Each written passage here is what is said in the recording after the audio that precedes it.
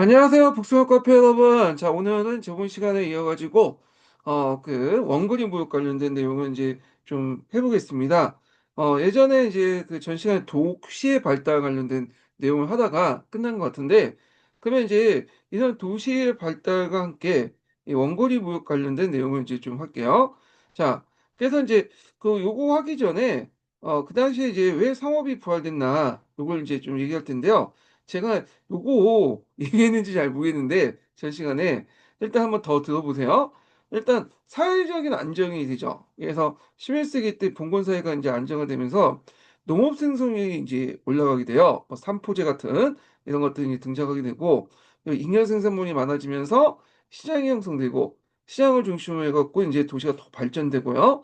그리고 각 지역별로 이제 특화된 물건을 갖다 팔면서 뭐냐면 원거리 무역이 형성이 되죠. 그래서 3대 무역권이 이제 뭐냐면 형성이 되는데 이게 지중해 무역권, 그다음에 저쪽 그 지주의 물권, 북유럽 물권, 그다음에 내륙 물권 이렇게 3대 물권이 형성이 됩니다. 그래서 오늘 할 것은 이제 이런 과정들을 이제 볼게요. 앞에 얘기한 건 이제 도시 발달 관련된 내용이니까 원거리 무역 관련된 내용부터 이제 읽어보겠습니다. 다시 좀 빠꾸 돼가지고 208페이지 펴보세요. 상업의 부활 보겠습니다.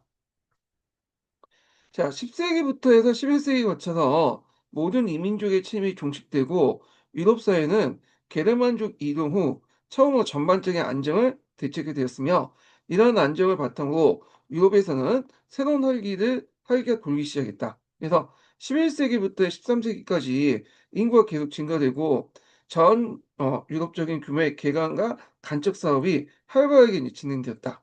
그래서 구간과 제후, 그리고 영주들조차도 주변의 항무지나 소택지, 산림대를 개간하면서 경작지를 확대시켰고 특히 10세기 말에 창립된 시트교단인데 이 시트교단은 이제 특징이 뭐냐면 개간을 전문으로 해요. 개간. 그래서 특히 농업 기술 같은 것들 크게 발전시키는데 큰 역할을 했는데 자, 하여튼 이 시트교단의 이제 활약은 현저했다. 자, 그들은 영국의 북부와 웨일즈 지방, 스코틀랜드, 프랑스 북부, 프랑드 지방에서 활발한 개간 사업을 전개했다. 그래서 12세기 이후에는 엘베강 동쪽의 슬라브 거주지에 대한 대대적인 개척과 개간 사업이 조직적으로 진행됐고요. 그 다음에 식민운동이 전개돼서 13세기 말까지 독일의 지배력이 그 비스트러강까지 이뤘다. 자, 여기 독일이라는 말이 있는데 독일은 어떤 이제 그 특정한 민족 집단을 의미한 게 아니야. 예, 원래는 이제 그 어떤 독일어를 사용하고 있는 그런 사람들 얘기하는 거죠. 그러니까 딱 그 유럽의 중앙에 있잖아요. 그러니까 독일 안에는 예전에 말했지만 게르만족들도 있고 게르만 안에 되어 있죠. 노르만족도 있고 뭐 슬라브족도 있고 등등이요. 그 예를 든 게 이제 예전에 앞에서 말한 것처럼 엘베강 동쪽 지역 슬라브 거주지 중에 이제 개척을 하는 과정에서 이때 이제 뭐 독일 기사단이 주로 이제 많이 개척을 가서 했거든요. 그래서 그들 기독교화 시키고 그 다음에 이제 거기 프로이센이라는 사람들이 있었어요. 원래 프로이센은 우리가 이제 국가로만 생각하지만 원래는 슬라브족의 한 계통 사람들이야. 거기에 살고 있는 사람들이 살고 있는 지역을 이제 프로이센이라고 했는데 요걸 이제 뭐 게르마 시켰죠. 예. 그래서 이들이 독일어로 사용하게 만들고 기독교 개종을 시켰죠. 예. 그래서 이제 이런 식으로 독일의 영역이 확대되어 나갔다. 이렇게 이제 보시면 될 것 같고요. 그래서 오늘날 동독, 그러니까 오늘날 동독이라는 건 이제 그 통일 이전이죠. 그러니까 통일 서독 동독 있을 때는 이건 아마 써있는 당시가 이제 80년대인가 70년대 쓰여진 책이기 때문에 이렇게 표현한 건데 자, 하여튼 이때 이제 비로소 유럽문화권이 편입됐다. 예. 그래서 이제 새로 개척된 지역에는 시내비라고 부르는 새로운 마을이 건설되고 그곳의 농민은 장원 농노와 달리 신분적으로 자랐다. 그래서 예전에도 얘기했지만 우리가 이제 그 프로이센 그러니까 그 독일 지역에 이렇게 영주제가 확대된 거는 한참 뒤에요. 14세기에서 15세기 들어가서 한 거고 이건 이제 보통 재판 농노제라고 하죠. 그런데 이때 이제 그 전까지는 오히려 이제 이 독일 지역이나 뭐 동유럽 지역에서 이 농노제라는 건 존재하지 않았어요. 예. 그래서 오히려 이제 농노제 종치해졌고 근데 그 서유럽에서 농노제가 이제 붕괴될 때 오히려 이제 역설적으로 이제 또 그 동유럽에서나 독일 지역 있죠? 예, 그 지역에 농노지가 형성이 됐는데 요거는 나중에 뒤에 가서 좀 얘기를 하겠습니다. 자, 사회안정과 인구 증가 그리고 경제적 지역 때는 자연 농업 생산의 증가를 초래하게 되었고 농업 생산의 증가는 자원의 자가 소비를 초과한 잉여 농소 생산물을 낳게 하고 이 잉여 생산물을 거의 이제 소멸되다시피 한 소규모 지방적인 시장들이 새로운 활기를 불어넣고 점차로 교환 경제가 이제 우투게 되고 농촌과는 도시가 발달했다 이렇게 보시면 되겠습니다. 자, 그래서 이렇게 해서 인제 그들끼리 인제 뭐냐면 그 이제 처음에는 자급자족 형태였지만 인제 모든 지역에서 모든 걸 다 생산할 필요가 없죠. 각 지역에서 특화된 비교후에 맞는 특화된 상품을 만든 다음에 이걸 이제 통상을 통해서 교환하면 되잖아요. 그러면서 인제 원거리 통상이 행해졌다. 그래서 이 11 세기부터 인제 이런 국제무역이 부활됐다. 그래서 인제 먼저 볼 곳이 인제 지중해 무역권 관련된 내용 보겠습니다. 자, 지도를 잠깐 볼게요. 자, 여기 보면 여기가 인제 교과서에서 흔히 보이는 이제 그 원거리 무역권이온데 자, 지중해 무역권은 여기 보시면 알겠지만 요렇게 인제 형성된 무역권이죠. 그래서 뭐 콘스탄티노플이라든지 그다음에 북부 이탈리아 도시들 요렇게 인제 중심으로 했고 얘네들이 인제 주로 인제 요렇게 레벤트 지역 그러니까 오늘날 이제 저기 레바논 지역 있죠. 레바논 지역에 가서 동양의 이제 여러 가지 물품들을 가지고 오죠. 그래 가지고 그때 인제 뭐 향료라든지 견직물이라든지 등등등등을 하고 그리고 인제 서방에 인제 모직물을 인제 겨뤄요. 근데 대부분이 동방의 물건들이 이렇게 들어왔는데 자 그때 인제 주로 사치품 위주였다. 예. 여기 무역은 물론 서양사 강제에서는 사치품뿐만 아니라 필수품도 들어왔다. 생필품도 들어왔다. 이렇게 인제 주장을 하고 있지만 주로 인제 사치품이 많았고요. 그래서 앞에서 이제 거점을 보시면 알겠지만 되게 북부 이탈리아나 콘스탄티노플이고 십자군 전쟁 이후부터는 여기가 인제 콘스탄티노플과 한때 점령당했잖아요. 그러니까 중심지가 북부 이탈리아 도시로 이제 넘어가게 돼요. 그래서 우리가 이제 흔히 알고 있는 뭐 베네치아라든지 피사라든지 이런 이제 그 도시들이 형성이 되면서 무역을 주도했다. 예. 그 지중해 무역권을 인제 주도했다는 걸 좀 기억을 해 두시면 되고요. 그래서 레반트 무역을 주도하면서 그때 인제 그 필렌체에 메디친가가 있죠. 그 유명한 금융가가 이제 탄생되기도 하였다. 이렇게 인제 보시면 되겠습니다. 자 요거 한번 읽어 볼게요. 자 북부 이탈리아 베네치아는 베네치아는 어디에 위치하는지 아시죠? 예. 일단은 여기에 있어요. 예. 여기에 이제 베네치아라는 거 있죠. 여기. 예. 그 베네치아 같은 경우에는 여기 아드리아노폴 그 해에 있기 때문에 아드리아노폴 해에 요 해안가 있죠. 오늘날 이제 유고슬라비아 그쪽 그러니까 유고슬라비아는 지금 없어진 국가지만 하여튼 인제 뭐 크로아티아나 그다음에 뭐 슬로비아 크로아티아나 그다음 이제 세르비아 쪽 있죠. 요 연안에 요 달마티아 연안 쪽에 도시 식민 도시들 많이 만들어요. 예. 그래서 요 때문에 나중에 이제 20 세기 들어와서 이탈리아가 요 영역을 자기 땅이라고 이제 주장하는 이유도 그 역사적 근거가 되는데 하여튼 이렇게 해서 인제 있고 그다음에 인제 또 보겠습니다. 자 그다음에 인제 그 베네치아가 사회사의 지중해 점령 후에도 콘스탄티노플 교육을 계속해서 상업 도시화 번영했고요. 그 튼 할게 롬바디아 지역, 롬바디아 지역은 인제 대충 여기 이 지역이죠.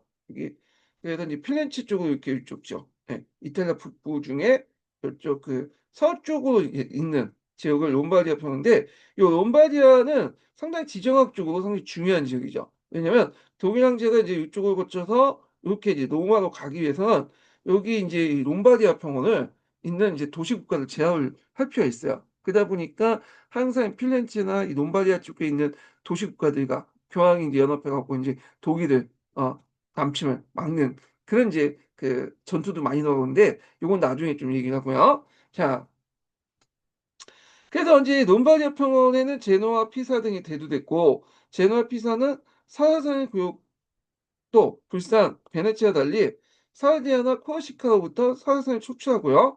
그다음에 노르만이 시칠리아를 정복함으로써 서부 지중해 이스라엘을 해방시키고 유럽의 교육 모델로 만들었다. 이렇게 있고요.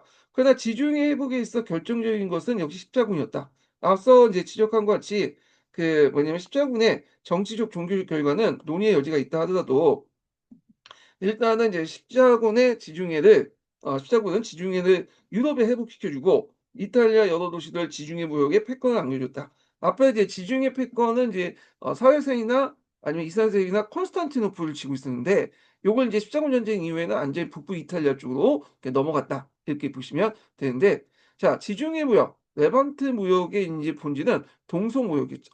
레반트는 오늘날 레바논 일대 지역에 베이루트라는 그 지역을 인제 하는데 여기에서 인제 뭐냐면 유럽하고 인제 동방 무역을 했죠. 그러니까 이제 주로 그 중국이나 인도에 건너온 여러 가지 물자들을 서양에 인제 넘겨주는 그 역할을 했던 무역이 레반트 무역이다. 이렇게 보시면 되겠습니다. 그래서 동방물산에서 가장 중요한 건 후추를 비롯해서 향신료일 거예요. 자, 향신료 같은 경우에는 인제 서양인들은 고기를 많이 먹어요, 고기를.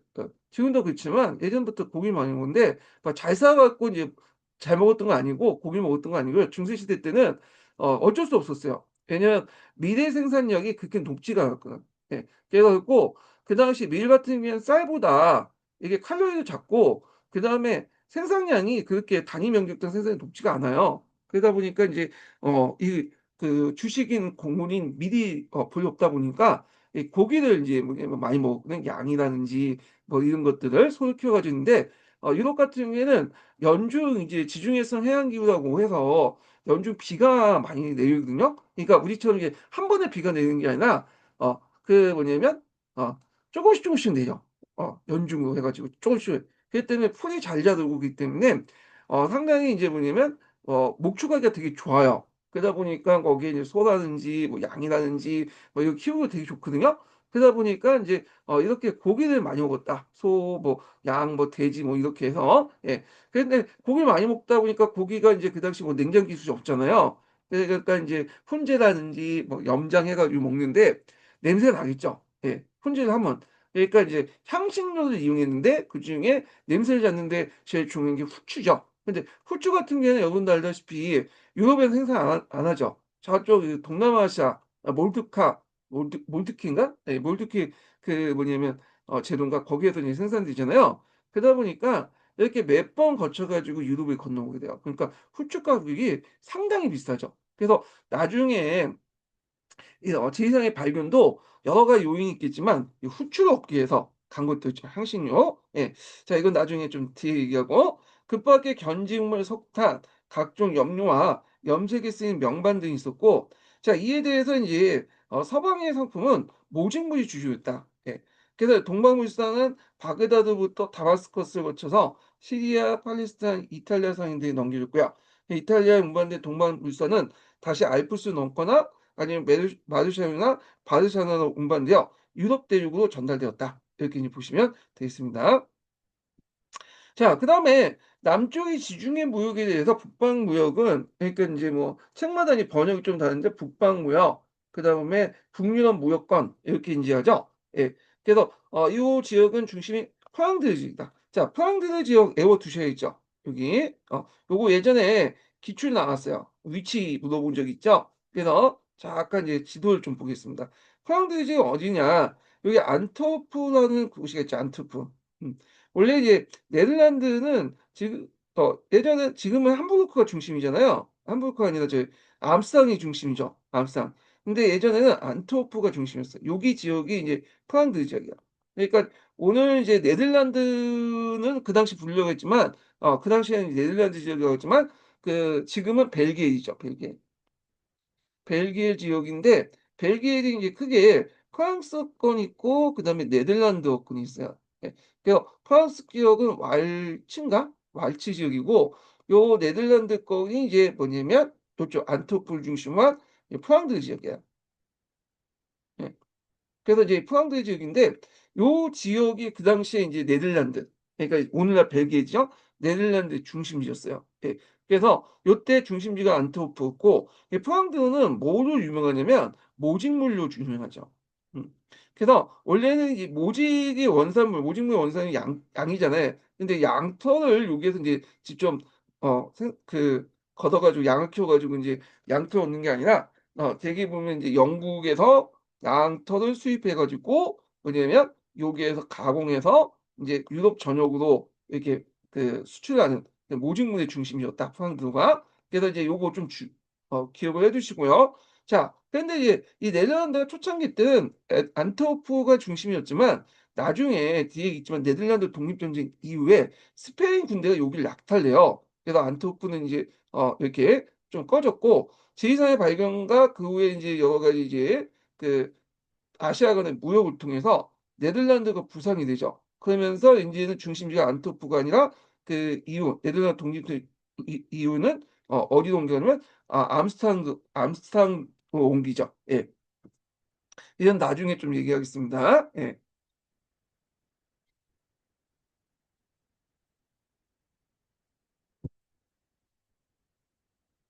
자, 그래서 요렇게 인제 봤고요. 다시 인제 또 보겠습니다.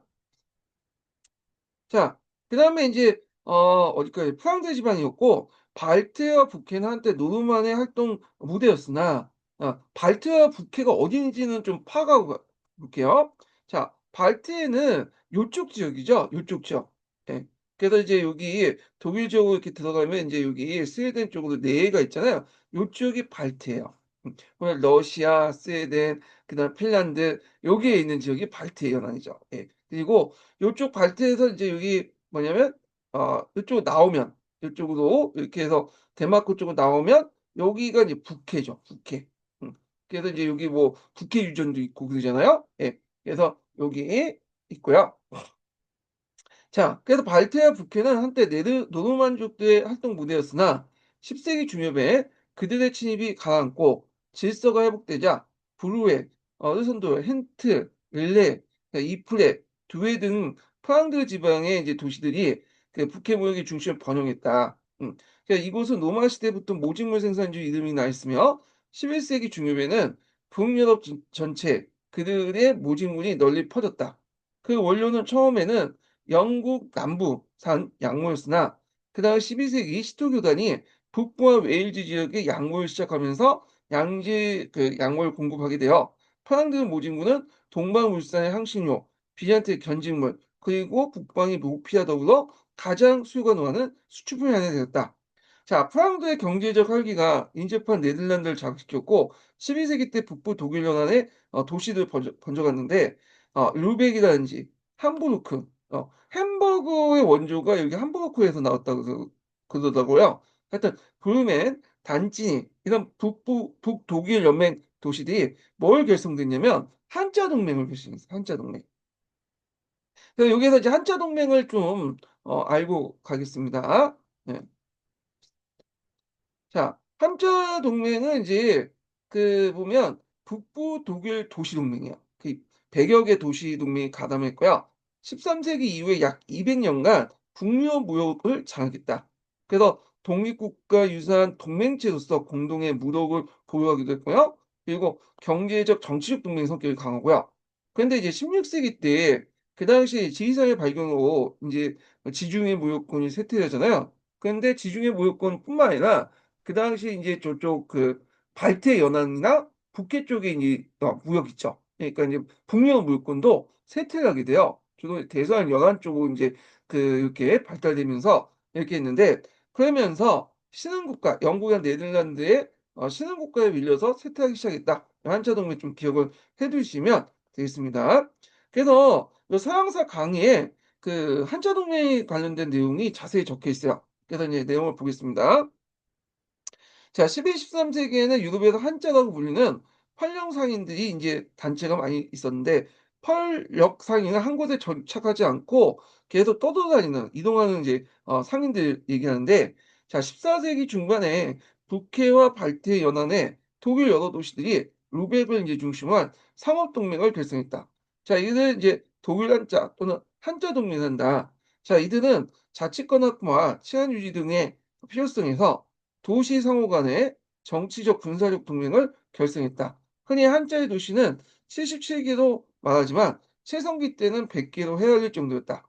자, 르벡을 맹주로 하여 브루멘, 함부르크, 켈른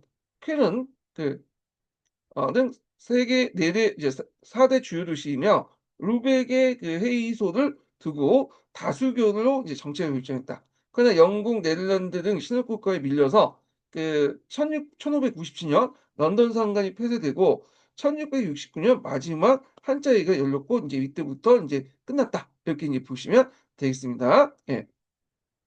그래서 이렇게 이제 북유럽 무역권 같은 경우에는 아까 인제 북부 독일과 프랑스 지방을 중심으로 해서 형성됐고, 주로 인제 그 지중해 무역권 같은 경우에는 그런 사치품이 주로 무역 대상이었죠. 근데 이제 여기는 생활 필수품 위주의 교육이었어요. 그래서 특히 곡물이 상당히 많았다, 곡물이. 그래서 인제 그때 뭐 프랑스 모직물, 그다음에 노르웨이산 목재, 대구 청어, 스웨덴 철, 영국의 양목 뭐 이런 게 있다는 거. 그리고 러시아 같은 경우는 모피, 뭐 아마포 있는데, 러시아 같은 경우에는 그 당시 모피 산업을 많이 했어요. 그래 가지고 모피를 왜 사냐냐, 서유럽에 갖다 팔려고. 그래서 모피를 계속해서 짐승을 쫓아서 사냥을 하다 보니까 어디까지 간 거야? 시베리아까지 간 거예요. 그래서 시베리아까지 개척을 했어. 예. 자, 하여튼 이렇게 있다는 거 좀 기억을 해 두시면 될 것 같고요. 그럼 다시 한번 읽어 보겠습니다. 자, 그래서 인제 앞에 인제 얘기한 것처럼 인제 한자 도시에 대해서 좀 얘기했고요. 자, 그래서 한자 도시는 이제 한자 동맹을 결성해서 노보고로드, 스칸디아 반도, 노르웨이, 런던 등과 활발한 교류를 했다. 그는 발트산 생선, 목재, 그다음에 곡물, 모피, 금속, 그리고 호박 등을 이제 서유럽 시장에 갖다 팔고요. 모진군이나 포도주, 향신료, 기타 사치품을 가지고 왔다. 그래서 한자 동맹은 한때 가맹 도시가 90 개가 넘을 정도로 팽창했으며, 독일의 황제권의 약화로 자위상의 함대와 요새까지 갖추고 해외 상관을 둬서 무역 활동의 거점을 삼았다. 이렇게 보시면 돼요. 자, 그러면 인제 이렇게 지중해 무역권하고 그다음에 요 북유럽 무역권을, 양대 무역권을 서로 이어주는 무역권이 뭐냐? 여기가 인제 뭐가 있냐면 내륙 무역권이죠. 그래서 내륙 무역권은 여기 인제 요쪽 무역권하고 요쪽 무역권이 서로 연결되는 지점이 있어요. 예. 그래서 쌍파뉴 지역이라고 인제 하는 지역이죠. 그 쌍파뉴 지역은 여러 지역으로 인제 뭐냐 강으로 인제 서로 연결된 지역이거든요. 그래서 이제 여기의 지역을 통치했던 사람이 누구냐면 그 쌍파뉴 백이 있어요. 쌍파뉴 백작이 있는데, 그래서 이 쌍파뉴 영지는 이제 송강, 롱강, 세느강, 루아르강을 통해서 유럽 각지의 이제 물자들이 이렇게 직결되는 그런 지역이기 때문에 그 당시 쌍파뉴 백작은 거기에 그 샹파뉴 대시, 그러니까 여러 군데 인제 큰 시장을 열고 뭐냐면 시장을 걷고 여러 편의를 봐줬죠. 그래서 여기와 여기를 서로 교환해 주는 그런 역할을 했다. 이렇게 인제 보시면 되겠습니다. 그래서 쌍파뉴 대시와 관련된 내용이 예전에 한번 기출문제 두세 번 나왔죠. 요 부분이 좀 많이 나오거든요. 자, 그러면 인제 내용을 좀 볼게요. 자, 북부 이탈리아를 중심으로 한 지중해 무역과 서양들을 중심의 북방 무역의 경제적 활기는 점차로 내륙에 전파되어 전 유럽의 경제적 발전에 활기를 감독이 되었다. 남으로 이제 북상하는 활기와 북으로 남하하는 활기는 베네치아부터 브리지를 통해서 자연적인 교통의 이제 중앙 지점, 아까 이제 여러 하천들이 하나는 모여 있는 곳이잖아요. 그 프랑스의 상파뉴에 뭐냐면 마주치게 되었다. 그 샹파뉴에서 나온 이 포도주가 샴페인이죠. 이 샴페인은 말이 여기에서 나온 거죠.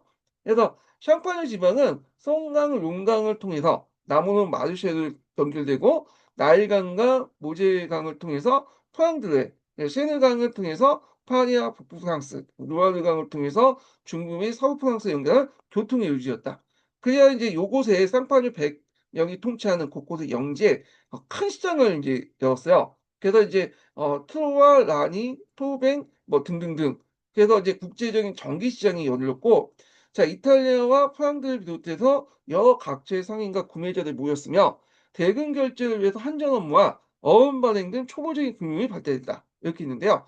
자, 이 쌍파뉴 백작 관련된 쌍파뉴 그 시장 관련된 내용은 예전에 한번 시험문이 나왔기 때문에 여기 좀 자세히 나왔거든요. 서양 중세사 관련돼서 한번 시험문이 나왔기 때문에 서양 중세사까지 좀 읽긴 그러니까 요게 요약본만 이제 좀 보고 넘어가겠습니다. 자, 요게 이제 샹파뉴 대시를 좀 볼게요. 자, 요게 이제 09년 기출문제 나왔고 예전에도 한 두 번 더 나왔나? 예, 이렇게 있는데, 자, 그러면 왜 이런 쌍파뉴를 중심으로 한 내륙 무역권이 왜 형성이 됐냐? 그 인제 일단 뭐냐면 첫 번째로는 이탈리아 상인들 수송이 어려움이야. 자 여기 인제 보면 이탈리아 상인들 이제 입장 올 때는 여기 북유럽까지 나가기가 좀 힘들어요, 지리상을 보면. 네. 자 여기 보시면 알겠지만 이탈리아 상인데 여기 하면 지브롤터를 통해서 여기 인제 나가야 되잖아요. 근데 이 지브롤터가 상당히 해안이 뭐야 상당히 좁죠. 그러니까 이 좁은 곳에 해적들이 막 특히 이제 북부 아프리카 지역에 같은 경우에 그 이슬람 해적들이 많았거든요. 예. 그 무호인들이라고 부르는 무호 해적들이 여기에서 날치고 있기 때문에 이걸 도저히 뚫을 수가 없는 거야. 이게 되게 힘들어 가기도. 그리고 여기가 인제 좁은 해협이기 때문에 요게 물살이 상당히 가파라요. 그래서 이제 배가 갔다가 이제 침몰하고 그런 경우도 되게 많았기 때문에 요길 통해서 가는 는 좀 힘들고 차라리 내륙 해역을 통해서 이쪽 강길을 통해서 북쪽으로 가는 게 훨씬 더 안전하게 갈 수 있었던 거죠. 예. 이런 것도 인제 감안하셔야 될 것 같고. 자 그다음에 또 그래서 인제 이런 것들 때문에 내륙 해역을 이용했다. 그렇지만 인제 요게서 또 한계가 있죠. 왜냐면 해적은 안 만나더라도 요 내륙 해역을 통해서 그걸 갈 경우에는 각 영지마다 어떻게 제후들이 있잖아. 제후들이 관세를 징수하고 그다음에 뭐 재산도 약탈하고 그렇게 있죠. 그래서 인제 요런 것도 인제 좀 한계는 있긴 있어요. 그러면 이제 쌍파뉴 대시의 등장을 보겠습니다. 쌍파뉴 대시는 쌍파뉴 백이 쌍파뉴 백작이 쌍파뉴 영을 중심으로 주변을 통제하면서 주요 도시의 이제 시장을 개설했기 때문에 인제 형성이 됐던 건데 봉건 영주들의 인제 특권 중에 하나가 하나가 뭐죠? 시장세를 뭐냐면 징수할 수 있잖아요, 시장을 만들고. 그래서 일종의 쌍파뉴 백작도 자기 영지 안에 시장을 만들어 갖고 시장세를 징수하면서 형성이 됐다. 이렇게 이제 보시면 되겠습니다. 자 그래서 예전에 한번 시험 문제 나왔지만 쌍파뉴 대신은 우리가 인제 생각하는 부르주아들이 만든 게 아니에요. 예. 요거는 쌍파뉴 백작이 인제 만들었던 시장이다. 이렇게 인제 보시면 되겠습니다. 자 그래서 인제 서양 중세사 관련된 내용 한번 밑에 보시면 되고 그러면 예전에 기출 문제에 나왔던 게 뭐냐면 그러면 이 쌍파뉴 집안의 역할이 뭐냐. 되게 여러 가지 역할이 있는데 뭐 시장 상가를 개설하고 질서를 유지하고 경찰권도 제공해 주고요. 그다음에 인제 분쟁 해결을 위한 재판관도 제공해 주고 그때 이제 벌금도 징수하고 한전상도 배치시켰는데 왜냐하면 이때 인제 여러 지역의 상인들이 왔기 때문에 다양한 종류의 화폐를 사용하죠. 그러다 보니까 한전상을 뒀어요. 예. 근데 이제 한전상을 이제 두는데 어떻게 해서 이제 한전해 주냐면 거래 당시에는 이제 돈을 주고받지 않아요. 장부상으로만 이제 계산하고 나서 끝난 다음에 한전상이 와서 그걸 인제 뭐냐면 계산을 해 갖고 인제 뭐냐면 서로 차익을 이제 가해 주고 하면서 그리고 나머지 돈을 상대방에게 주는 방식으로 인제 진행이 됐다. 그래서 거래가 이루어진 동안은 전혀 돈을 주지 받지 않았으며 거래 계좌만 세심하게 기록을 했다가 나중에 장이 파고 나면 모든 상인들이 이제 화폐를 인제 그 화폐를 한전에서 갖고 와 정기 시인 공인 화폐인 트루와 파운드를 바꾼 다음에 그 화폐로 그들의 거래 계좌를 결제했다. 이렇게 했는데 이렇게 읽어 보면 무슨 말인지 모르겠죠. 저도 잘 모르겠어요. 하여튼 그 당시에는 이제 뭐냐면 결제를 안 하다가 나중에 기록만 남겨 뒀다가 나중에 인제 우리나라 기축통화라고 하는 그 당시 트루와 파운드로 바꿔 준 다음에 그들의 거래 계좌에 이제 결제했다. 뭐 이런 식으로 이제 생각하시면 돼요. 나중에 이제 뭐 계산해 갖고 하는 건데 자 하여튼 이렇게 있고 그래서 이 환매상 역할을 했다. 예. 그래서 다양한 종류의 화폐를 사용했기 때문에 거래 당일날 헌금을 사용하지 않고 마지막 날에 거래 계좌를 통해서 결제 및 환급을 했다. 자세한 기술적인 것도 저도 잘 모르겠으니까 뭐 각자 알아서 찾아보시고요. 자 그거 외에도 뭐 재판권 행사에서 벌금을 징수한다든지 상가를 입대한다든지 한전소송을 이제 한전할 때 인제 수수료 받겠죠. 그리고 판매사를 징수한다든지 그래서 그걸 통해서 많은 부정기적인 어떤 부수익인 수익을 얻었다. 이렇게 보시면 돼요. 부수익을 얻었다는 거. 자 근데 이 쌍파뉴 대신에 주의할 건 뭐냐면 견본시야. 그러니까 뭐냐면 모든 물건을 갖다 파는 시장이 아니라 날짜를 정해 놓고 특정 상품만 거래를 하는 거야. 그래서 예를 들어 갖고 인제 며칠 며칠은 뭐 파운드 모직물 또 어떤 며칠은 뭐 곡식 이렇게 인제 파는 거죠. 그래서 요게 인제 오는 사람들은 주로 이제 일반 소비자들도 있겠지만 대부분은 이제 뭐냐면 시장의 소비 도매 시장이죠. 그러니까 상인들이 와 가지고 물건 떼 가지고 이제 갖다 파는 도매 시장이에요. 상인들이 이제 주로 이용했다. 그래서 요길 통해서 이탈리아 상인과 북방 상인들이 또 교류를 했고 제후들도 이용했다. 그래서 예전에 한번 기출 예문에 요 제후들이 이제 이용한 내용이 있어요. 그래서 인제 뭐 그 있으니까 뭐 예문 한번 찾아서 이제 보시면 될 것 같아요. 자, 그래서 여기 밑에 있네. 예, 요 관련된 내용 한번 보겠습니다. 자, 요게 이제 서양 중세사에 있는 내용인데요. 한번 볼게요. 자, 대규모 전기시는 기본적으로 오늘날 도매 시장과 비슷하다. 그러니까 인제 거기 이용한 사람들이 일반 소비자가 아니라 주로 상인들이 와서 인제 이용했다는 거죠. 그래서 외국 상인들이 상품을 가져와 지방 상인들에 팔았고 지방 상인들이 그 지역에 그 상품을 배급한 것이었다. 이렇게 했고요.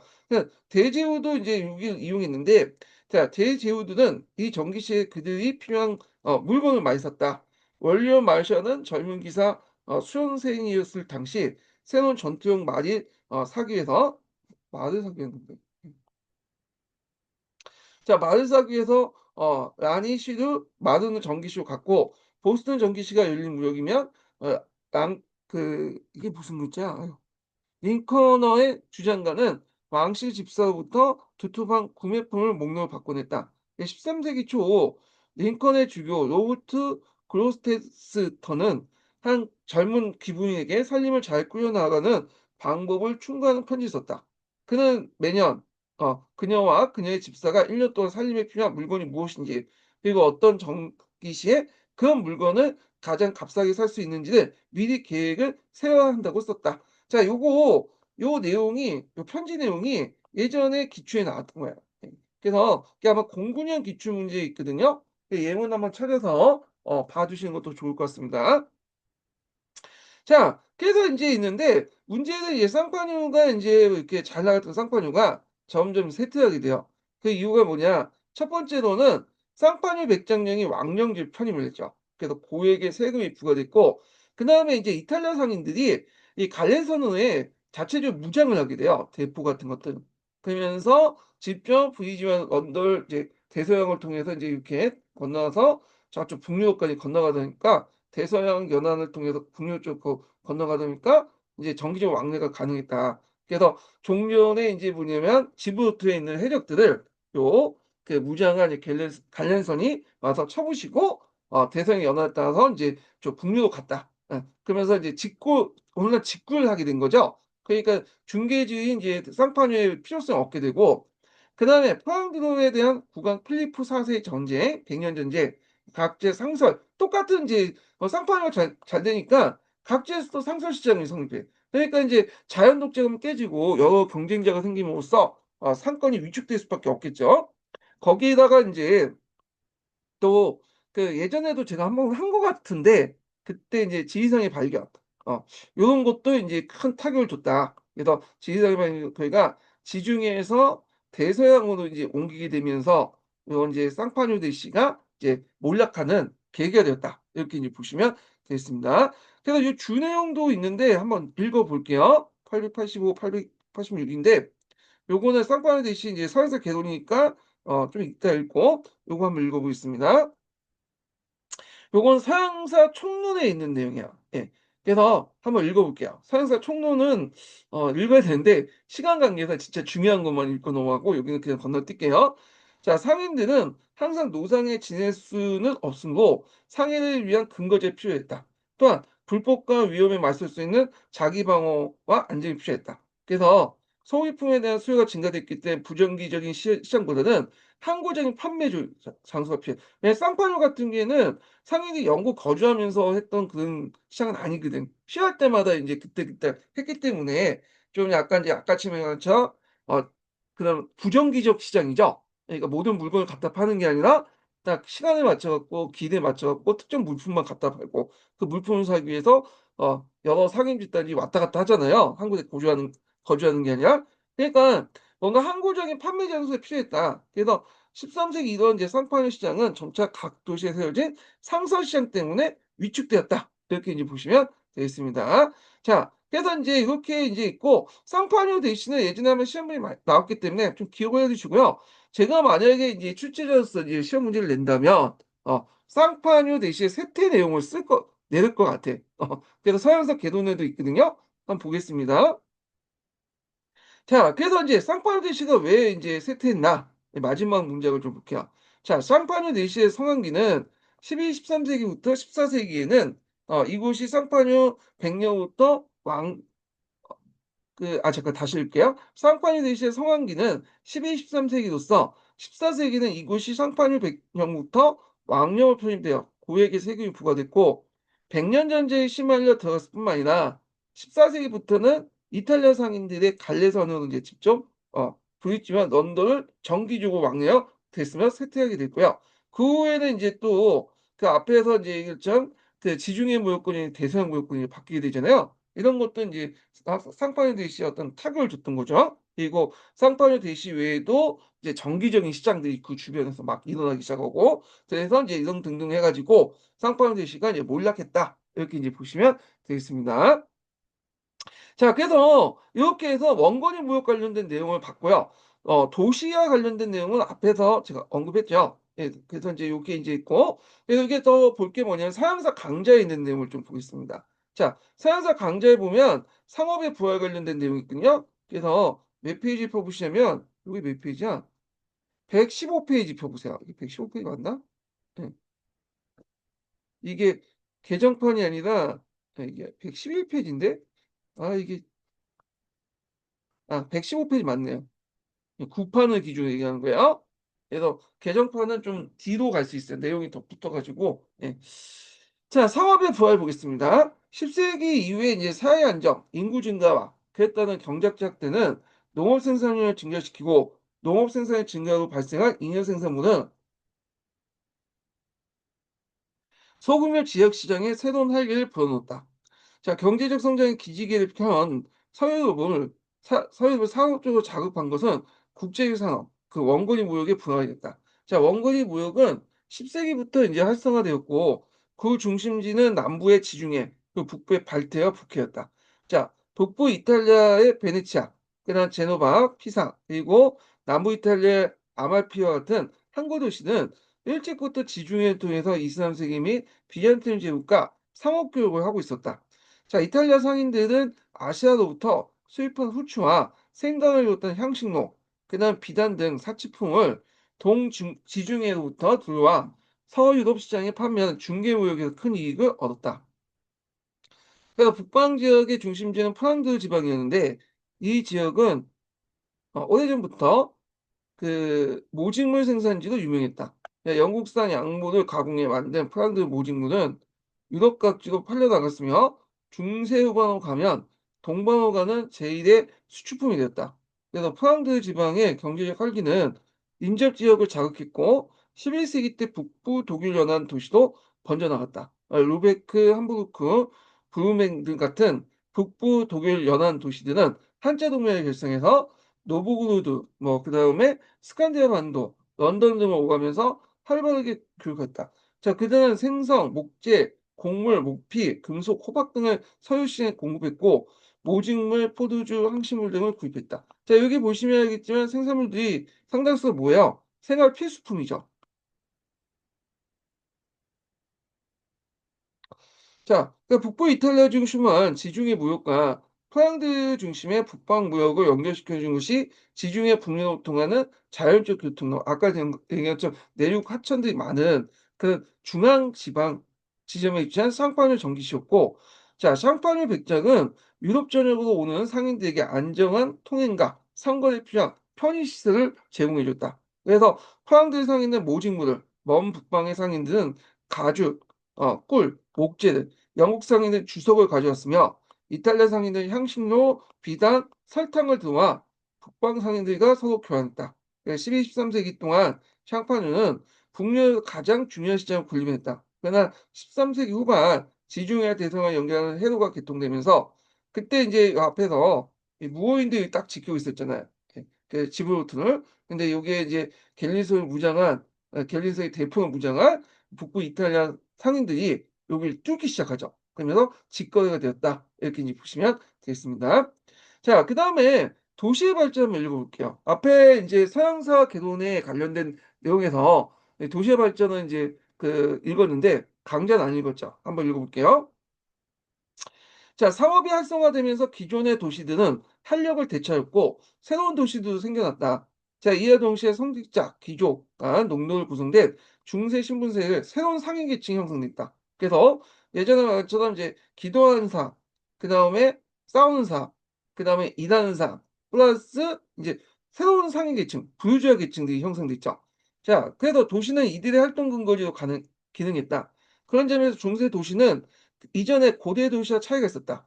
일반적 고대 도시는 정치와 행정의 중심이었다면 중세 도시는 그 상업과 수공업의 중심지였다. 이렇게 보시면 돼요. 도시와 관련된 내용은 그 서양사 개론이라든지 서양사 강좌보다는 서양사 강의에 되게 신중적으로 적어 놨거든요. 근데 서양사 강의까지 읽으면 좋긴 좋지만 우리가 인제 여기까지는 좀 약간 선을 넘었기 때문에 관심 있는 분들만 보시고요. 자, 그다음에 근데 주의할 건 뭐냐면 그러면 고대 도시하고 중세 도시가 다른 곳에 있었냐? 그건 아니죠.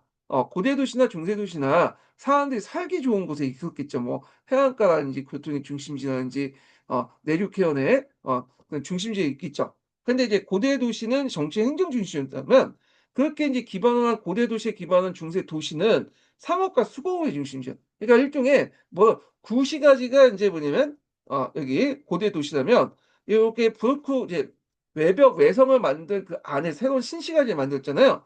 여기가 인제 중세 도시다. 이렇게 보시면 되겠습니다. 자, 그래서 인제 게르만 침입의 상인과 수고업의 경제적 중심 역할을 도시는 거의 사라졌다. 그러나 옛 로마 시대 도시는 주교나 백작의 소재지자 중요한 수도원의 소재지로 종속했다가 일부 중세 도시는 이러한 옛 중심지인 상인과 수공업자의 자리하면서 형성됐고 상인 집단도 요 부분에 형성됐죠. 그리고 나서 그 주변에 새롭게 정착하면서 이제 성벽을 쌓았죠. 그러면서 이렇게 해서 부르크에 사는 사람들 그래서 부르주아는 말이 이렇게 나온 거죠. 예전에 한번 설명했죠. 자, 처음에는 성직자 봉건 영주들과 속인 봉건 영주들이 도시를 지배했다. 그런 수고업자 상인들이 자신의 도시를 끌어들이기 위해서 특권장을 이제 부여했죠. 예. 그래서 중세 시대 때는 일종의 어떤 계약 관계요. 그래서 뭐 영주 그 기사와 영주 간의 계약 관계고 그리고 왕하고 영주 간에도 계약 관계잖아요. 이렇게 이제 주종 관계가 다 계약 관계잖아요. 마찬가지로 도시민들과 일반 이제 뭐냐면 봉건 영주들과는 또 계약 관계로 이 특허장이에요. 이 계약 문서. 자, 특허장에 따르면 요게 있죠. 자, 일단 농노도 그곳에 일정 기간 거주하면 자유인이 될 수 있다. 이게 1년 1 일이 지나면 농노들도 자유롭게 될 수 있어요. 두 번째로는 도시민들이 영주에게 집이나 상점에 대한 지대를 현물로 지불할 수 있으며 도시민들의 재산은 영주의 자의정의 압수와 전부터 보호받는다. 이렇게 인제 보시면 되겠습니다. 아까 이제 장원에 보면 간습법 같은 게 있잖아요. 그 간습법과 비슷한 그 느낌이 오죠. 자, 그래서 이제 이 세 가지 특권은 대다수 도시의 특허장에 나타났지만 그 외의 특권을 가해선 도시별 차이가 있다. 많은 봉건영주는 또 상업사회 분쟁을 이제 해결하기 위해서 도시민들의 송사에들 사법권을 이제 행사했다. 그러니까 하급 사법권인데 하복 사법권은 이제 뭐냐면 사용권이 없는 그런 사법권을 얘기하죠. 예. 그리고 도시민의 조합 구성권도 부여하게 됐다. 그래서 앞에서 이제 쌍파뉴 그 대시에서 그 쌍파뉴 베개의 역할 중에 하나가 뭐냐면 그 지역의 치안도 이제 보장해 주고 그리고 또 범죄가 일어날 때 재판도 해서 벌금도 징수하잖아요. 예. 요거와 연결시켜서 이제 보시면 되고요. 조합 구성원과는 그 구성권은 뭐냐 길드죠, 길드. 예. 그래서 먼저 상인들이 길드를 만든 다음에 수호업 길드가 만들어지죠. 그래서 상인들은 자신들의 권익을 보호하기 위해서 조합을 결성했다. 그래서 상인조합은 11 세기부터 나타나기 시작했고 12 세기 때 수공업자 조합이 결성됐다. 자, 상인조합은 이제 공동의 이익과 안전을 도모하기 위한 조직으로서 상품 손실 시 이를 지원하고 회원 사망 시 장례를 치르고 그다음에 미망인과 자식들을 도와주며 회원들의 자녀 교육을 위해서 학교를 운영하기도 했고 종교육 축제도 후원했다. 이 종교육 축제가 이제 일종의 마케팅이죠. 예전에는 장시에 가 보면 막 이렇게 뭐 이제 차력성을 보여주고 여러 가지 축제도 하고 그랬잖아요. 그래서 그것 때문에 사람들 끌어모아 갖고 이제 그 장사도 하고 그렇게 했던 건데 똑같은 거예요, 그것도. 자, 상인조합의 제일 중요한 목적은 도시에서 사업 독점권을 확보하는 것이다. 그래서 회원이 아니면 도시에서 물건을 소매할 수 없고 또 상인조합은 그 중세 도시의 자치권 획득에 앞장섰고 이후에 도시 기주로서 도시 행정권을 독점했다. 그래서 그 상인조합의 이제 그 핵심 이너서클이 나중에 도시 기족이 됐다. 요건 나중에 좀 얘기할게요. 자, 수공업조합은 동일 업종마다 조직되었고 동업조합이라고 불렸다. 자, 수공업조합의 1차 목적은 독일 업적에 종사하는 동일 업적에 종사하는 수공업자들을 다른 도시의 수공업자와 경쟁해서 보호하고 동업자 간의 어떤 경쟁을 배제한 거다.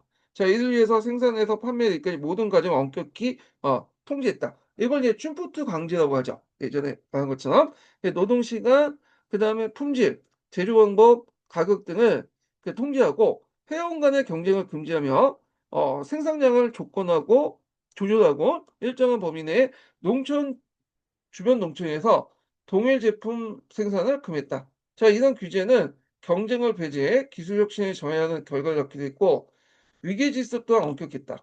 그래서 이제 수공업조합을 회원이 될 수 있는 사람은 독립된 가게를 보유한 장인, 그다음에 그 밑에 직인, 도시 이런 것들이죠. 그래서 직인은 조합이 정한 작품을 만들면 그 신사를 통과해서 장인이 되어 조합을 가입할 수 있었죠. 근데 이게 원래는 그래야 되는데 시간이 지나면서 이제 장인들이 이제 독점권을 형성해요. 그러다 보니까 장인 집안에서만 장인이 나타나고 직인들이 배제되는 거죠. 예. 그래서 이 직인들은 어디로 갔다? 농촌으로 갔어요. 농촌에 가서 이제 자기가 이제 익힌 인제 기술들을 이제 풀어 가지고 요때 이제 농촌 수공업 같은 것들이 인제 형성이 됐죠. 예. 근데 이 농촌 수공업이 점점 커져서 길드를 인제 도시 지역의 길드를 무너뜨리게 되는데 요 계기가 됐던 것이 지리산의 발견이죠.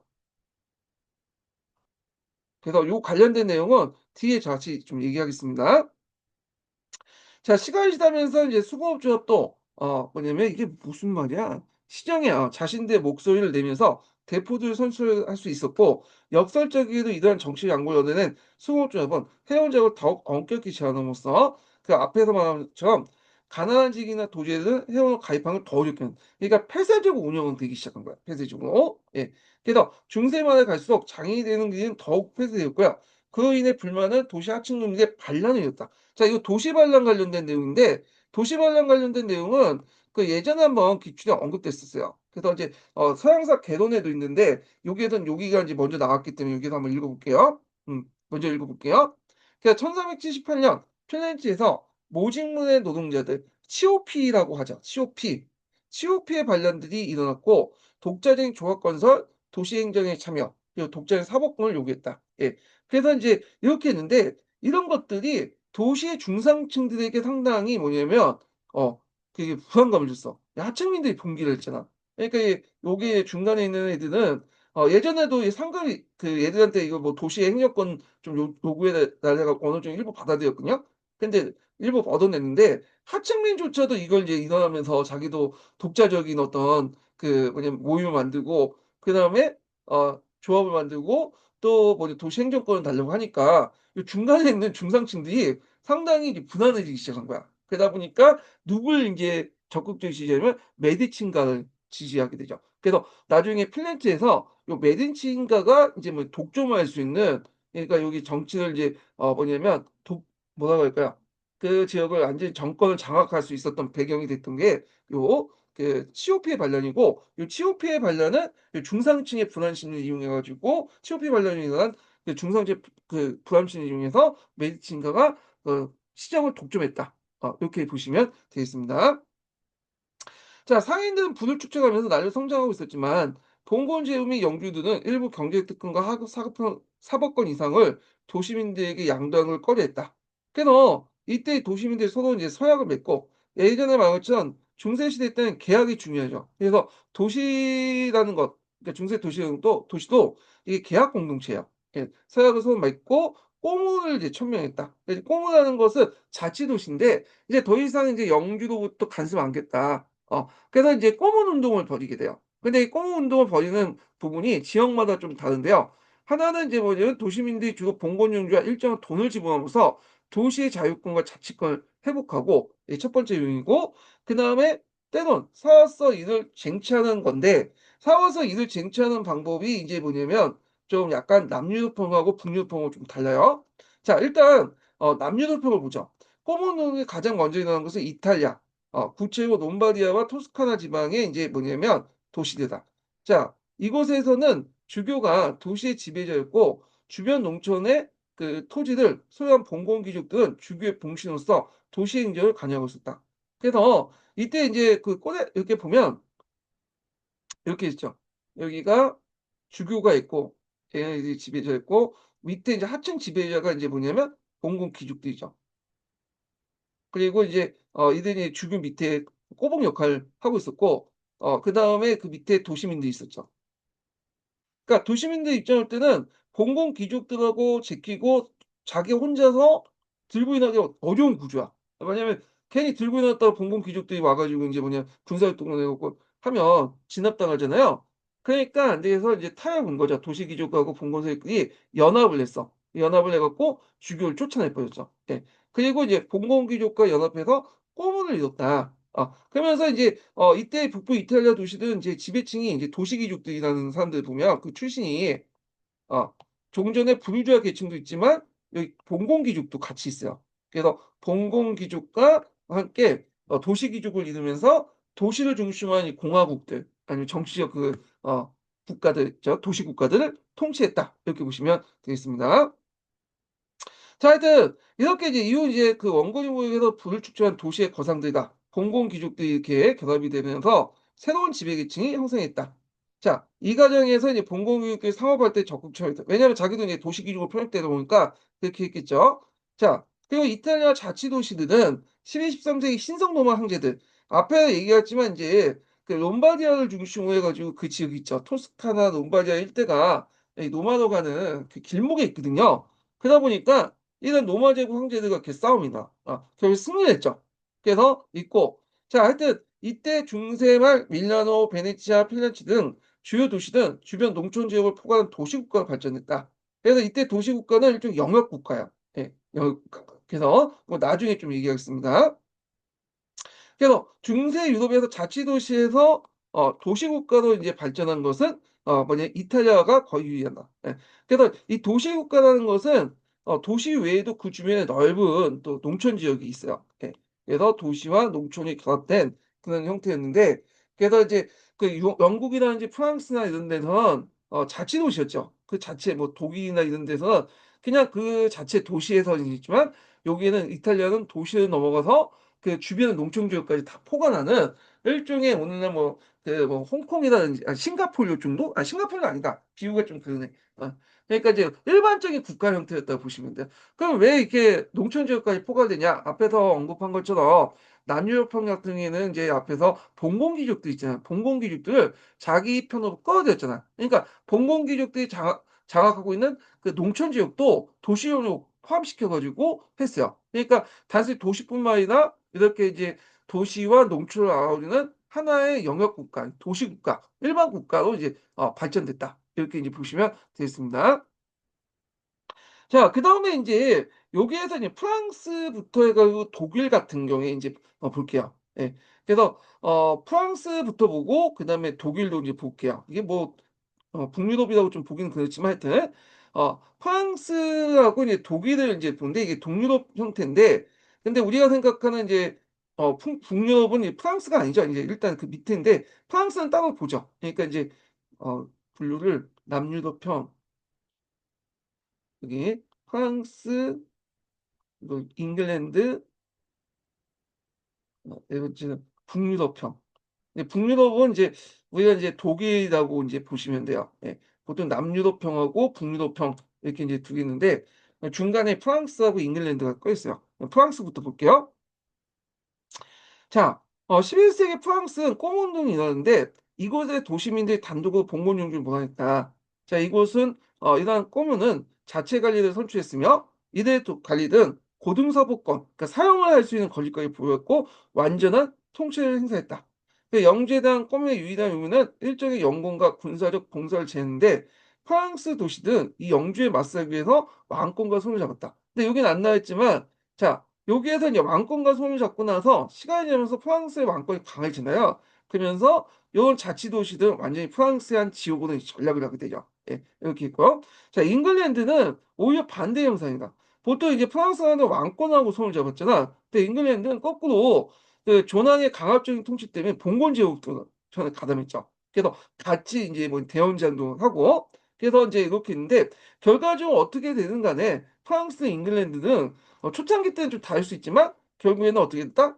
왕권에 이제 포함이 됐다. 이렇게 보시면 돼요. 그래서 이탈리아의 경우와 다르게 독립적인 도시국가로 발전하지 못하고 자치도시 형태였다가 결국에는 왕권의 결과적으로는 다 통합이 됐다. 근데 다만 이제 프랑스와 잉글랜드의 경우에 이게 공업운동하는 과정에서 프랑스는 왕과 손을 잡았고 잉글랜드는 봉건 제후들과 손을 잡았지만 결과적으로는 똑같다는 거야. 예. 그래서 인제 이렇게 보시면 되고 얘네들은 도시국가로 해서 독립국가를 만들었지만 여기는 얘네들은 완전히 이제 왕권에 인제 편입돼서 지방 도시 뭐 요렇게 보시면 되겠죠? 이렇게 전락했다는 거 이제 보시면 될 것 같고 자 여기에서 뭐 이게 북유럽 보통 북유럽 같은 경우에는 뭐 네덜란드, 독일 등등인데 뭐 요렇게 이제 보게 독일하고 이제 네덜란드 뭐 독일도 들 수 있겠네요. 예 등등등인데 자 그래서 여기에서 인제 또 보면 여기는 독일 잠깐만 여기는 네덜란드, 독일은 없네.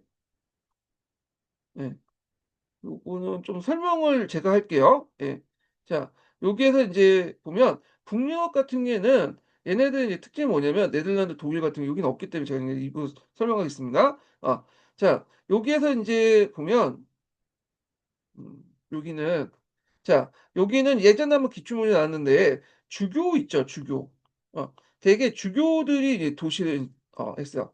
예. 단독 지배였다고 보시면 주교들이. 그래서 성직자 제후들이나 주교들이 도시를 장악하고 있었거든요. 그러다 보니까 시민들이 힘을 모아서 주교를 몰아내. 그러면서 완전하게 이제 뭐냐면 그 자신의 자치도시를 만들죠. 근데 얘네들도 인제 누구하고 손을 잡냐면 지방의 그 주변에 이제 영주들이 큰 영주들이 많잖아요. 그러니까 황제하고 손을 잡아요. 황제하고 손을 잡고 얘네들하고 인제 뭐냐면 짝짝꿍하는데 근데 영국과 프랑스가 좀 다른 게 뭐냐면 영국, 프랑스는 왕권을 강화해서 나중에는 이렇게 자치도시를 인제 지방의 한 행정구역으로 편입시켰잖아요. 근데 독일 같은 경우에는 황제권이 약하죠. 그러니까 인제 이 자치도시들이 황제하고 뭐냐면 주종관계에 맺긴 하지만 실제 운영은 거의 뭐냐 독립국가야. 그래서 일종의 자유도시가 돼요, 자유도시. 그래서 요 독일 같은 경우나 인제 이런 경우에는 좀 특징이 있다. 이렇게 보시면 돼요. 자 그래서 4 가지 유형인데 보통 교과서에서는 인제 첫 번째형 그 남유럽권과 두 번째형 북유럽권 이렇게 인제 보시는데 여기에서는 좀 세부적으로 인제 볼 수가 나눠 봤고요. 그럼 정리해서 볼게요. 예 꼬문운동은 앞에서 인제 말한 것처럼 2 가지 방법이 있어요. 일단 돈을 쥐고 지불하고 자기가 자치권하고 이게 제일 깔끔하죠. 근데 이제 싸워서 쟁취하는 방법이 있는데 남유럽형, 북유럽형 이렇게 크게 2 가지로 나눠 볼 수 있지만 또 영국형, 프랑스형도 나눠 볼 수 있다는 거. 그래서 남유럽형 같은 경우에는 보통 이제 봉건귀족하고 뭐냐 상인들이 연합해 갖고 뭐냐 주교를 인제 몰아내는 형태였기 때문에 그 당시에 인제 얘네들 입장 볼 때는 도시 외에도 이 봉건귀족들이 살고 있는 영 농족 농촌조차 이제 다시 자신의 어떤 그 국가를 만들었죠. 그래서 일반 이제 뭐냐면 도시 국가로 발전됐고 자치도시가. 자 근데 프랑스하고 영국은 뭐 어떻게 되든 간에 결국 왕권에 통합됐기 때문에 뭐냐면 완전히 지방 구역으로 지방 도시로 전락을 했던 거고 근데 이제 독일 같은 경우에는 인제 뭐냐 시민들이 단독으로 영주를 몰아냈죠. 그 제후도시 자치 그 뭐야 성직자 제후들을 몰아냈고 이들을 인제 뭐냐면 몰아내고 나서 자신이 자치도시로 인제 해서 그 황제와 인제 연합을 했지만 황제가 뭐냐면 힘이 약하기 때문에 결국에 얘네들은 거의 자유도시로 독립국가 됐다. 이렇게 보시면 되겠습니다. 자 그래서 인제 이렇게 인제 4 가지 유형을 이제 살펴봤고요. 요게 이제 좀 밑에 볼게요.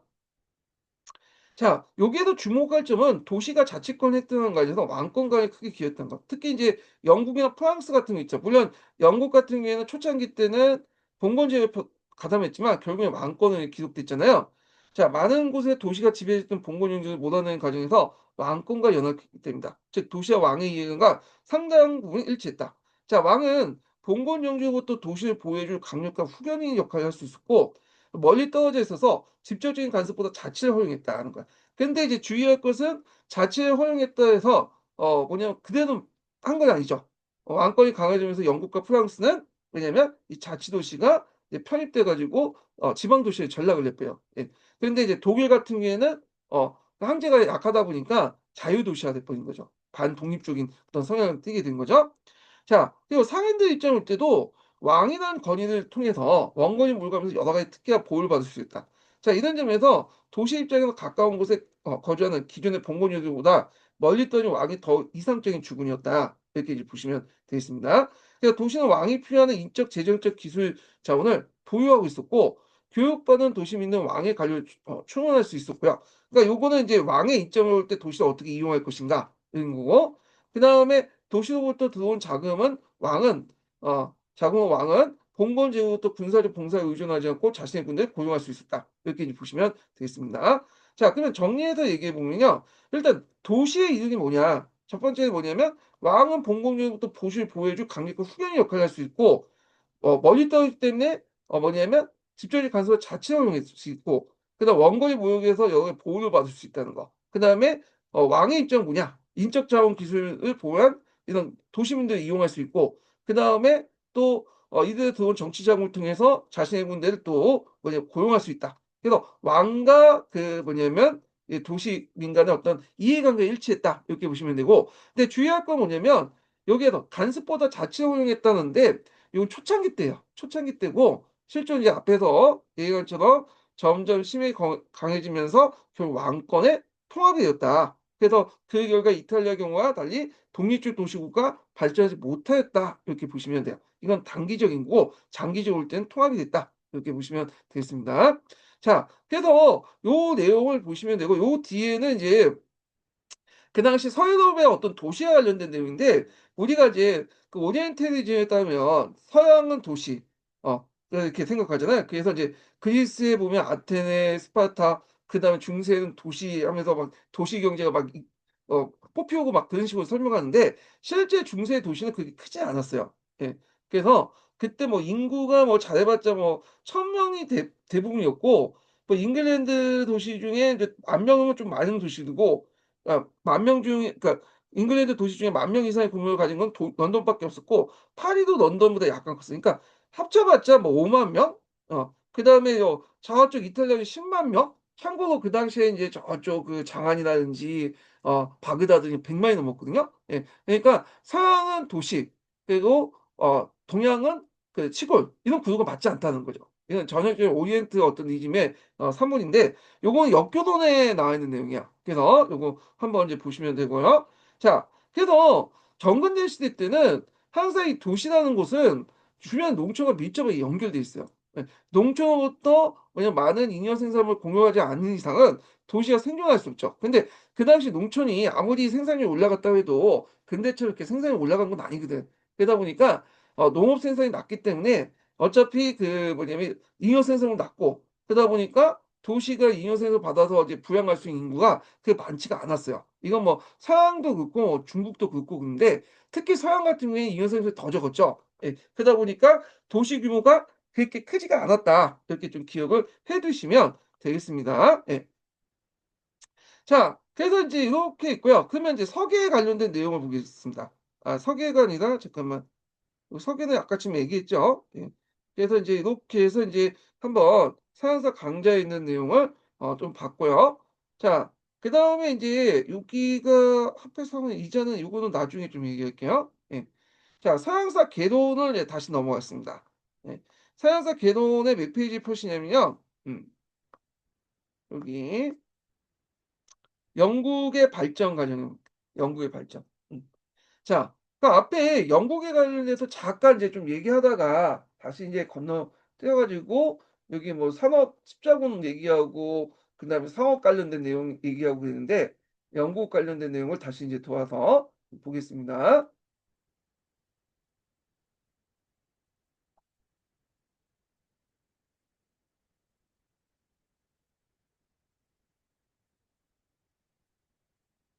잠깐만요. 자 요거 하기 전에 첫 번째 인지문을 알려드릴게요. 첫 번째 인지문은 28 번입니다. 네 28 번이에요.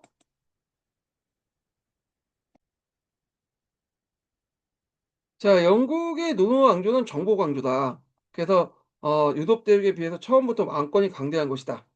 강대한 편이었고 그러나 이런 왕권이 중앙 집권적 국가 통합의 핵심으로서 부각된 건 헨리 1 세와 헨리 2세 때다. 헨리 1세 때를 볼게요.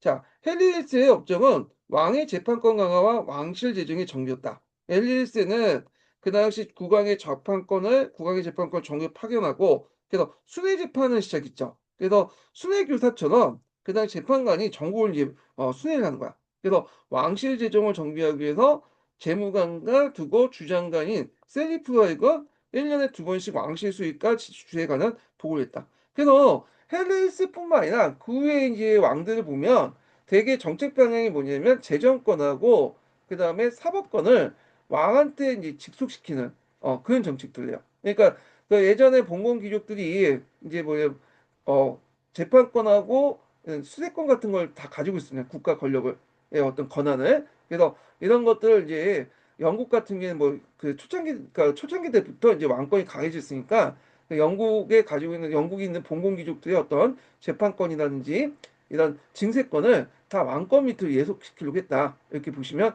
되겠습니다. 자, 헨리 1세가 죽은 후에 유일한 후계자인 딸과 그의 남편이 앙주백을 제쳐놓고 헨리 누이 동생이었던 아들 스테판이 왕에 올렸다. 그래서 양자 간의 치열한 왕위 장탈전이 벌어졌고 그러한 내란은 대제후대 세력을 신장시켰다. 그래서 두 파의 협상으로 스테판을 들여 앙주백의 아들이었던 그 당시 헨리 2세가 왕이 됐어요. 그래서 이때부터 이제 노르만 왕조라고 하지 않고 플랜테지네트 왕조라고 해요. 예. 그리고 그 앙주백의 아들이기 때문에 원래 이제 헨리 2세가 영국 왕이면서도 그 프랑스 내 앙주 지역에 이제 또 영주기도 하거든요. 그래서 앙주 왕조라고 해요. 그러니까 이제 플랜테니스 왕조도 그 일종의 노르만 왕조의 반계열 쪽이죠. 그래서 노르만 왕조나 플랜테니스 왕조나 다 이제 뭐냐면 프랑스에서 건너온 왕조예요. 그러다 보니까 잉글랜드 왕이면서도 또 프랑스 영주이기도 해요. 프랑스의 막대한 또 영지들 있죠. 자, 헨리 왕 그 2세를 보겠습니다. 헨리 2세와 관련돼서 예전에 한번 그 시험문이 나왔죠. 그래서 왕실 재판권하고 인제 또 교회 재판권의 다툼 관련돼서 한번 시험문이 나왔어요. 예. 자, 내용 볼게요. 헨리 2세가 왕위에 올렸을 때 그는 앙주백 왜냐면 이제 이렇게 있고 노르망디 그러니까 앙주하고 노르망디 다 합쳐진 그 가문이잖아요. 연합해 가지고 그냥 그 왕비 엘레노아가 통해서 온 아키테공까지 겸하고 있어요. 엘레노아는 나중에 좀 프랑스 왕하고 결혼했다가 이혼한 후 헨리 2세한테 건너와서 이제 재혼했는데 이 엘레노아가 이제 자기 아버지부터 아키테 지역을 받았어요. 그런데 그 당시에는 이제 중세법에 의하면 여자는 소유는 할 수 있어도 통치를 못 해요. 그러니까 통치 누가 하냐? 남편이 하죠. 그러니까 아키테 지역이 헨리 2세한테 가고 헨리 2세와 엘레노아에 태어난 이제 그 아들들이 계속 이 아키테를 이제 뭐냐면 얻게 된 거죠. 예 통치하게 된 거죠. 그러니까 그 당시에 인제 헨리 2 세는 앙주 지역, 노르망디 지역, 그다음 그 남쪽의 아키테 지역 등 그 여러 강대한 제국들을 가지고 있었다. 이렇게 이제 보시면 되겠습니다. 그래서 프랑스 내 강대한 봉건 영토를 갖는 강대한 군주였다. 자, 헨리 2 세가 즉위하자마자 그동안 세력을 신장했던 대제국을 누르고 왕권을 다시 인제 강화했다. 그래서 원리엄 정보관이래 왕이래 국왕의 직속 공신은 전시에 일정한 수의 기사를 제공하게 되었으나 그들은 이제 프랑스와 같이 외국에서 전쟁을 종군하는 걸 기피하는 경향이 있어서 그러니까 이제 전쟁을 나가면 손해를 보잖아. 그러니까 이제 헨리 2 세가 "너네들 전쟁 나가지 말고 대신에 군역 대납금을 갖다 바쳐라." 그래서 군역 대납금을 가지고 용병 군대를 만들어요. 그래서 인제 프랑스 내 영토와 보존을 확대에 이용했다. 자기 직속 군대죠. 예. 그래서 이런 식으로 인제 하는데 용병 군대하고 좀 근데 일단 용병 군대 만들고 요게 좀 발전된 것이 인제 뭐 상비군이라고 보시면 돼요. 그래서 용병하고 상비군은 돈 받고 인제 일은 하긴 하지만 좀 다르죠. 약간 달라요. 그래서 서양사 강제에는 용병과 상비군을 마치 비슷한 개념처럼 이게 동일한 개념처럼 얘기를 하고 있는데 용병은 돈을 받고 계약을 하는 거야. 계약을 하고 일정 기간 동안 이렇게 하죠. 근데 상비군이라는 것은 돈을 받고 뭐 계약도 하겠지만 일정 기간이 아니라 얘네들은 계속 이제 뭐냐 왕한테 충성하는 그런 부대들이죠. 그러니까 이제 달라요. 그러니까 얘네들은 오히려 기간제고 뭐 여기는 상비군은 정교사 뭐 그렇게 그런 개념이라고 보시면 돼요. 자 하여튼 요렇게 있고 그래서 이 국력 대납금을 받고 용병군대를 조직했다. 이렇게 보시면 되고 자 그다음에 인제 두 번째가 이제 제일 중요한 게 왕실 재판권 강화죠. 이게 제일 중요해. 예전에.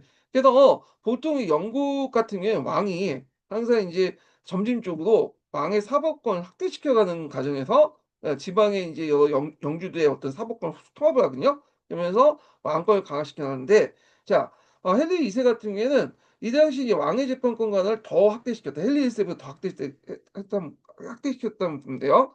헨리 2 세는 교회에 대한 통제를 강화해서 클랜드 헌장을 공표했죠. 요거 예전에 시험 문제 나왔죠. 그래서 요때 인제 신뢰했던 토마스 베케트를 캔터베리 대주교를 임명했는데 그러나 대주교가 된 베케트는 매사에 헨리 2 세에 당했다. 이렇게 그런데 이게 무슨 말이냐. 자 요 클레랜드 헌장의 주요 내용은 뭐냐면 성직자여도 범법 시에는 교회 법전이 아니라 국왕 법전의 재판을 받아야 된다. 그 내용이에요. 이게 예전에 한번 시험에 나왔던 거죠. 근데 원래 그 교회를 장악하기 위해서 자기 친구였던 베케트를 그 당시 캔터베리 대주교 영국의 교회에서 제일 수장이죠. 얘를 요게 임명을 한 거야. 그래서 처음에는 토마스 베케트한테 기대를 걸었죠. 얘가 내 말을 잘 들을 거라고 생각했는데 막상 베케트도 인제 캔터베리 대주교의 그 자리에 오르다 보니까 자리가 인제 살아나면 안 된다고 교회를 위해서 인제 뭐냐면 왕권에 대항하기 시작하죠. 그러니까 헨리 2 세가 이거에 대해서 상당히 불쾌하게 생각을 했어요. 예. 근데 이제 그때 이제 뭐냐면 헨리 2 세의 심중을 보고 국왕의 기사들이 측근에 있는 국왕 기사들이 요 베케트를 죽여 버렸죠. 그러니까 헨리 2 세는 불쾌하게 생각을 하고 있었지만 굳이 얘를 죽일 이유는 없었거든. 근데 얘네들이 옵을 한 거지 국왕의 기사들이 그 주변의 측근 기사들이. 그러니까 인제 헨리 2 세가 상당히 당한 거죠. 왜냐면 아무리 왕권이 강하더라도 요 베케트는 이제 영적인 어떤 수장이잖아요, 영국에서는요. 그러다 보니까 인제 여론이 별로 안 좋게 흘러가게 돼요. 결국에는 헨리 2 세도 한 발 물러나서 그 당시 교회 사법권을 인정하는 조치를 취했다. 그냥 포기했다. 이렇게 보시면 돼요. 예. 그래서 요게 이제 서양사 총론에 잘 적혀 있거든요. 그래서 서양사 총론 다 읽히는 종이니까 여기 주위에 있는 것만 좀 읽고 넘어가겠습니다. 17 페이지.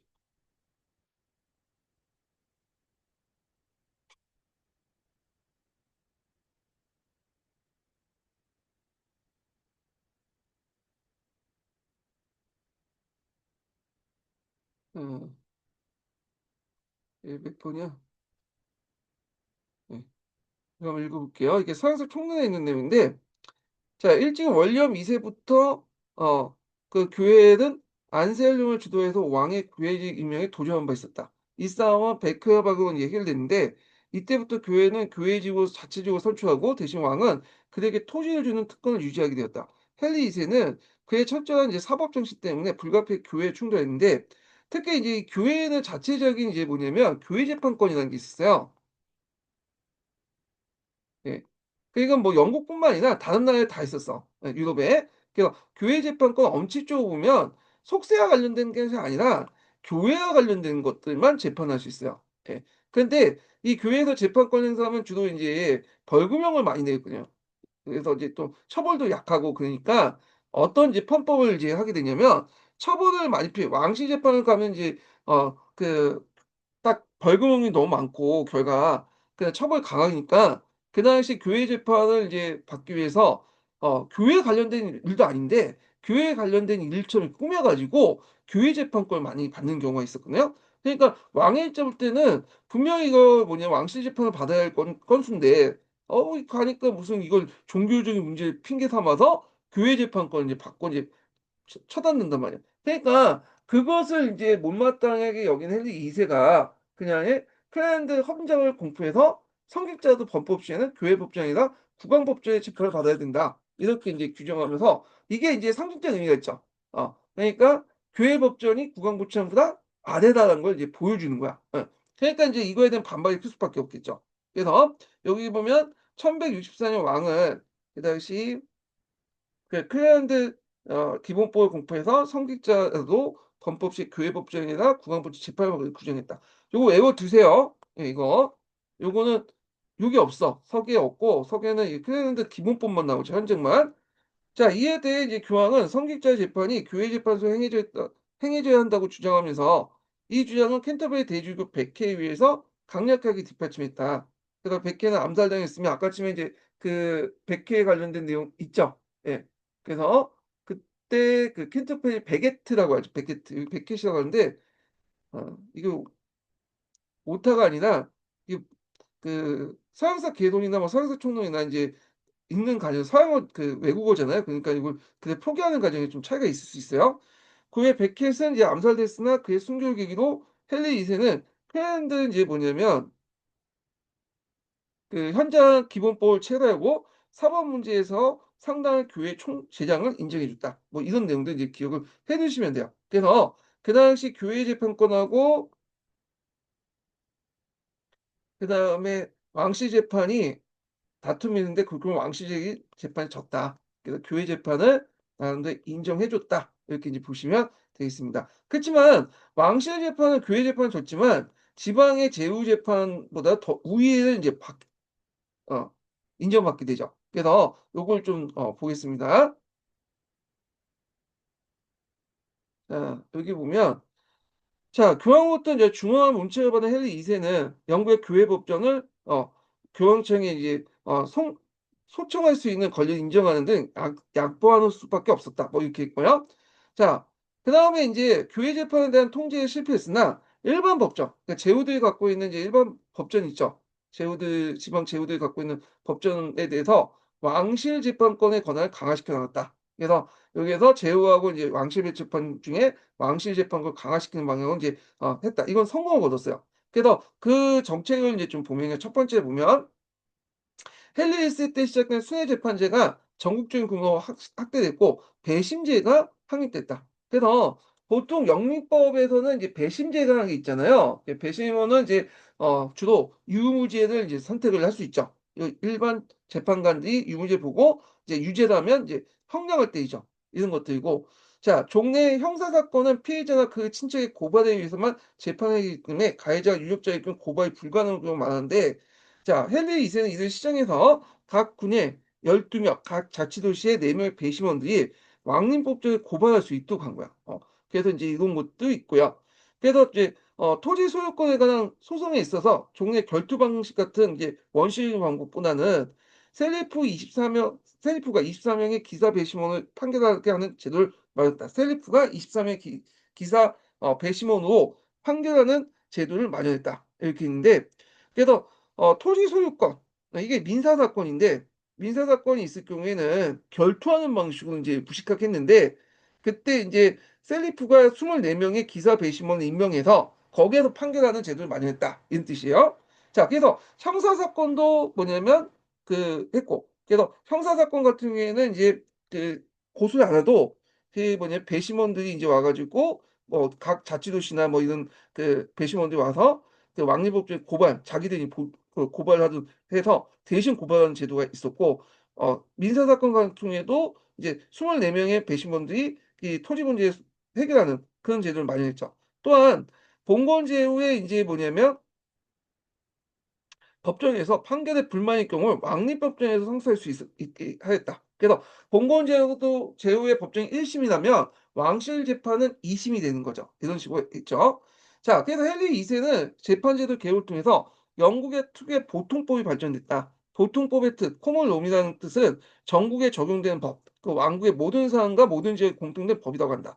그래서 이게 보통법이 만들어진 것이 인제 뭐냐면 앞에 헨리 1 세 수의 재판 관련된 내용에서 인제 연결돼서 볼 수 있는데 수의 재판이 헨리 2 세 때 더 확대됐잖아요. 그러니까 이 수의 재판이 곳곳에서 이루어지면서 이 수의 재판에서 이제 각 지역에 이제 어떤 법들이 있을 거 아니에요. 그 지역의 토착법이나 간습법들.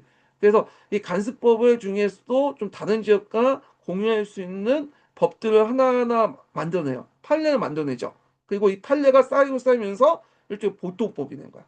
그래서 종전에 지방마다 다른 간습법 중에 모든 지역에서 모든 사람에게 공유할 수 있는 그런 것을 뽑아내서 판례로 인제 만들고 이 판례가 하나하나 쌓여 가지고 만든 것이 보통법이다. 이렇게 인제 보시면 돼요. 그러니까 보통법은 보편성 있는 법이죠. 이렇게 보시면 돼요. 그래서 영국 같은 경우에는 예전에도 얘기했지만 톱 다운 방식의 어떤 법이 아니라 그러니까 위에서 만들어진 법을 밑으로 내려가는 그런 법이 아니라 이건 대륙법 방식이고 로마법 방식이고 영국이나 이런 미국 같은 경우에는 판례가 하나하나 쌓여 갖고 위에 가서 법이 만들어진 방식이에요. 예. 그래서 이런 식으로 버튼업 방식이 있다.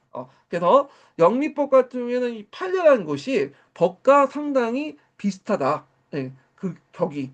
요거 보시면 될 것 같습니다.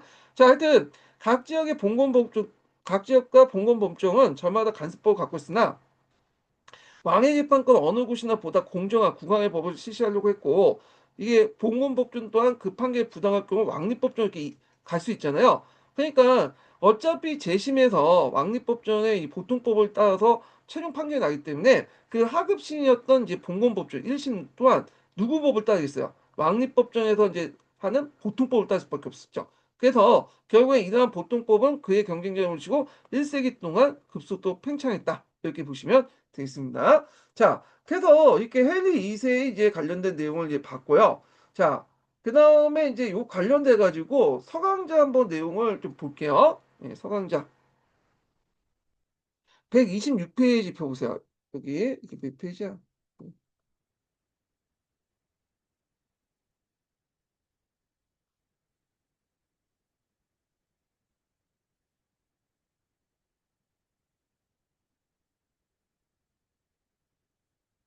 126 여기. 예. 저번 시간에 헤이스팅스 전투까지 얘기했죠. 예. 그리고 나서 솔즈베리 얘기했고 헨리 1세부터 인제 좀 보겠습니다. 요거 좀 많네요. 그래서 요거는 좀 쉬었다가 강독을 해 볼까 합니다. 예.